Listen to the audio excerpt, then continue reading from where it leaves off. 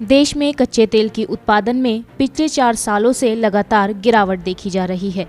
इसका मतलब है कि भारत तेल के इंपोर्ट पर ज़्यादा निर्भर हो गया है और यही वजह है कि देश में पेट्रोल की कीमतें आसमान छू रही हैं।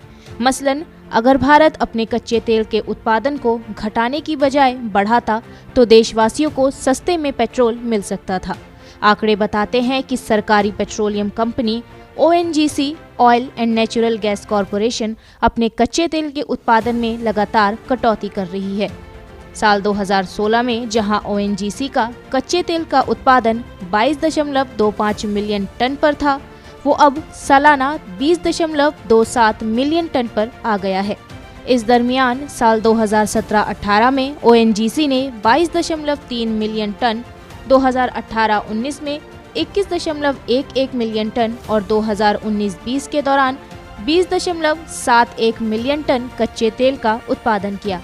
इस दौरान अगर हम देखें तो पेट्रोल डीजल की कीमतें लगातार बढ़ रही हैं। उदाहरण के तौर पर 2016 की समान अवधि में देश में 1 लीटर पेट्रोल की कीमत राजधानी दिल्ली में 67.62 रुपए थी।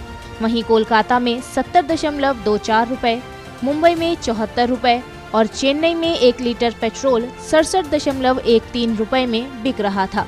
वो अब बढ़कर राजधानी दिल्ली में करीब 104 रुपए, कोलकाता में 104.67 रुपए, मुंबई में करीब 110 रुपए और चेन्नई में 101.40 रुपए पर पहुंच गए हैं।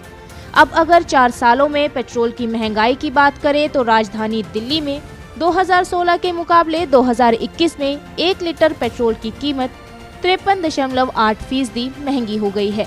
वहीं 2016 के मुकाबले कोलकाता में अब पेट्रोल की कीमत 49%, मुंबई में 48% और चेन्नई में पिछले 4 सालों में पेट्रोल की कीमत 51% बढ़ गई है। अगर डीजल की कीमतों की बात करें तो 2016 के मुकाबले राजधानी दिल्ली में 53.6%, कोलकाता में 53%, मुंबई में 51% और चेन्नई में डीजल 57.5% महंगा हो गया है। अब कच्चे तेल के उत्पादन में सुधार करने में विफल रहने के बाद सरकार उत्पादन को प्राइवेट सेक्टर के हाथों में सौंपने पर विचार कर रही है।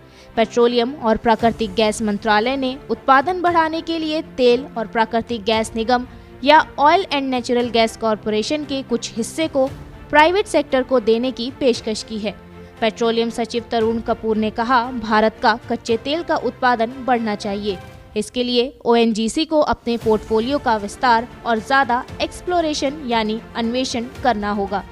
इससे पहले ONGC बोर्ड में शामिल सरकार के नामित निदेशक अमरनाथ ने भी ONGC के 2 उत्पादक संपत्तियों में 60% हिस्से को विदेश फर्मों को देने की वकालत की थी।